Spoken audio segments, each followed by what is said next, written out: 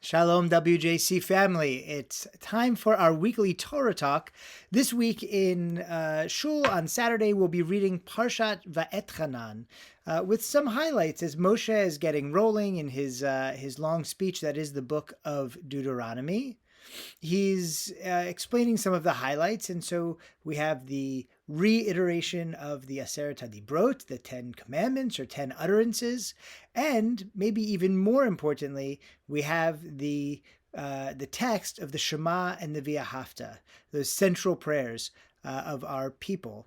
I was thinking about it. I was watching a new show on Netflix called The Sandman, based on the comic books by Neil Gaiman, which I happen to be a big fan of them. They're amazing. And the show is very good. And I think it's the 6th episode, the main character, who is sort of dream incarnate, is speaking with his sister Death, who is kind of death incarnate. And he's coming with her on her errands as she goes to collect people's souls as they pass away. And the first person she goes to is this old man, and he's playing the violin. And when he understands what's going on, he said, "Oh, just give me 1 second." And he stops and he recites the Shema. And as they walk away, he says to her, "My father told me that if you say the Shema right before you die, you get into heaven." And it's true. I was been told the same thing when I was a kid, and I wanted to stop and think about that. Where does that come from? And do we really believe that? It seems like a crazy idea. So the most famous incident of someone reciting the Shema on their deathbed, or so to speak, as they're dying, is Rabbi Akiva, who was being tortured by the Romans. Different stories, but the usual one is he's being burned at the stake. And as the flames are licking his legs, he shouts out, "Shema Yisrael, Adonai Eloheinu, Adonai Echad."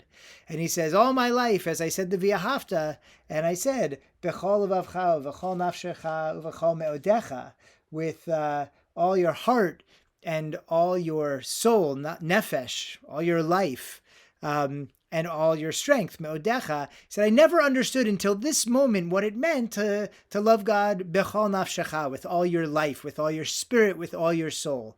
But here, as he was dying, and he says the Shema, he's like, this is what it's all about.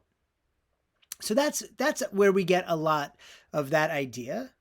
The Midrash also talks about it, though. It takes this text, "Hear, O Israel, the Lord your God, the Lord is one," and it actually places it in the words of in the mouths of Jacob's children. So the Midrash teaches us that Jacob on his deathbed is concerned. He's worried that his 12 sons will not continue on as Jews. And he's lamenting as he's going to bless them. And look, he has good reason for this. In every previous generation, only half of the kids carried on the relationship with Israel. Abraham had 2 sons, Isaac and Ishmael. Only Isaac continues on as a Jewish person.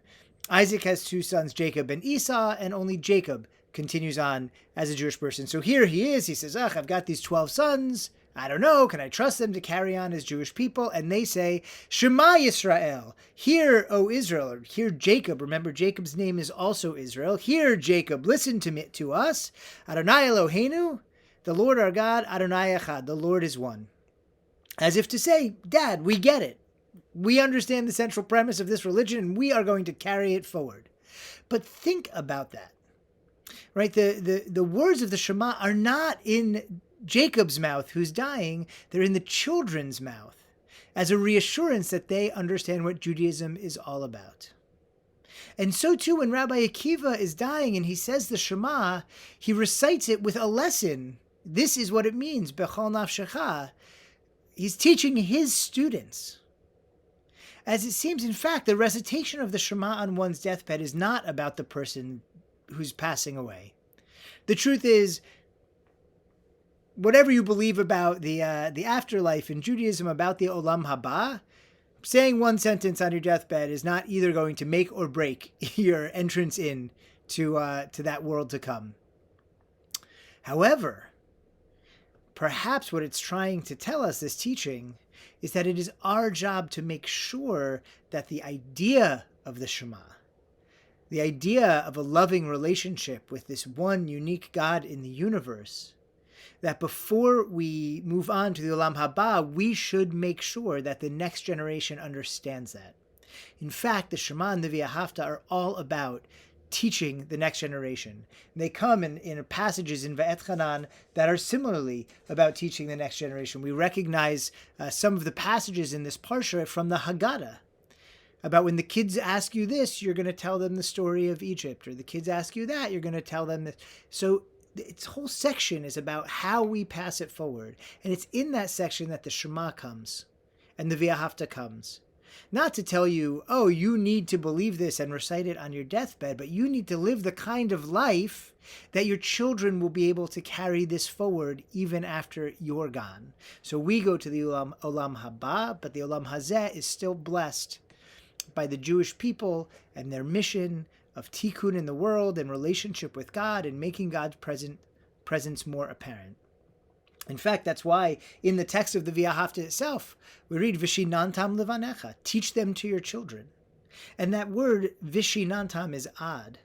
And Rashi says, the commentator, that it comes from the word shin, for teeth, shin. Now, what does it mean? That you should cut your teeth on them with your children, or maybe cut your children's teeth on them.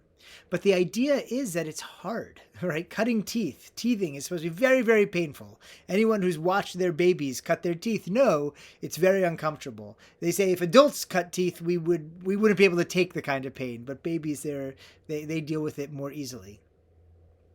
So what is this Vishinantam levanecha? That teaching Judaism to our children, it's hard. It's hard on us. It's hard on them sometimes. The concepts are hard. It's hard to understand how to relate to God, this unique essence of existence that and goodness that is beyond other things that we are familiar with in this world. That's a challenge. However, even as a challenge, we need to do it. That's what the text is telling us. Vishinantam levanecha. Cut your teeth on it. Cut their teeth on it. God's not saying it's going to be easy to ensure the continuity of Judaism from generation to generation, but God is also saying that it is central. The Torah and the Shema are saying that it is central. And perhaps it's a good reminder to us that we shouldn't live the kind of life that we're saying Shema on our deathbed, hoping that we have, that it's enough to get us into heaven or whatever it is we might think at that moment. But in fact, we should be living the kind of life from day to day that on our deathbed, our children could say to us, or those we have taught, our students like Rabbi Akiva, can say to us, those that we have loved and those that we have nurtured and those who we have cared for. And by the way, Shema Yisrael. Adonai Eloheinu Adonai Echad. Hey, thanks for bringing this idea of Judaism into my life, because I get it. I get it. That we have a special relationship with God, and our job is to make sure others have that special relationship as well, and to use that special relationship to make the whole world better for everyone.